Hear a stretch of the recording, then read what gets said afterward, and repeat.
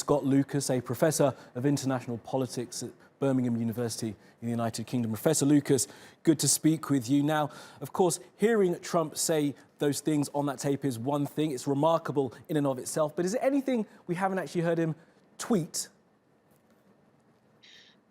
Well, we certainly had months of Donald Trump declaring this would be a rigged election if he lost, that it would be a stolen election.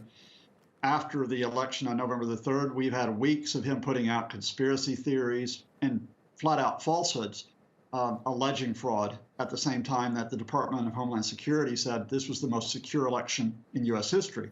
But what is different about this call, this hour-long call, is he's trying to shake down Republican officials in the state of Georgia and make them change the election outcome.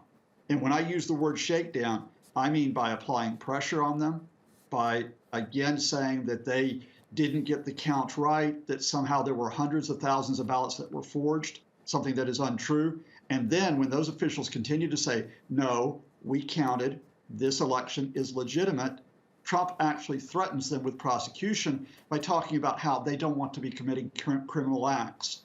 So even if Trump is not legally tried for what is effectively interfering in this election, because he still has the protection of the presidency, at the very least, he has crossed the line in U.S. democracy and effectively said, I am going to make people do what I want them to do so that I can stay in office, even though I lost this election. Let's just widen it and talk a little bit about U.S. democracy. What do you think this kind of blatant manipulation or attempted manipulation of the vote does for those 12 or so Republicans who've said that they will vote against certifying the election results tomorrow?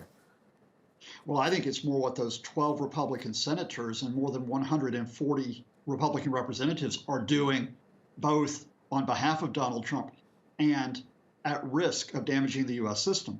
And by that, I'm saying it's one thing if Donald Trump says that this election was stolen, it's a hoax, I won. We know he's going to say that.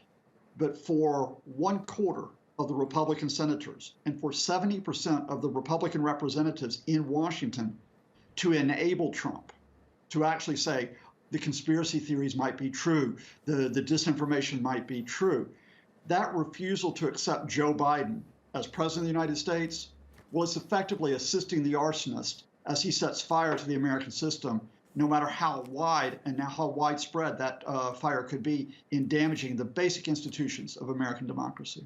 Now, in the legality, as you mentioned in your first answer, Professor Lucas, I'm not a legal scholar, I don't think you are either, but there are certain other legal avenues that people can go down. The Southern District of New York are looking at Donald Trump in other ways. Do you think that we're more likely now to see perhaps some litigation against him once he is out of office in 15 or so days?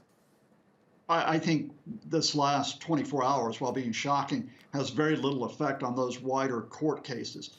And you're quite right to refer to the fact that even if, let's say, Donald Trump resigned and Vice President Mike Pence stepped up and said, I pardon you for any federal crimes, Donald Trump faces prosecutions at state and local level, including in New York State.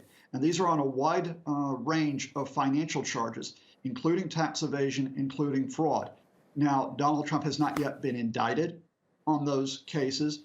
Therefore, he is not yet facing trial on them. But yes, it is a possibility that even as Donald Trump, I expect, will announce he'll run for president in 2024, he will also be facing the possibility of prison. It's an incredible moment in U.S. history. Professor Lucas, thank you for that analysis.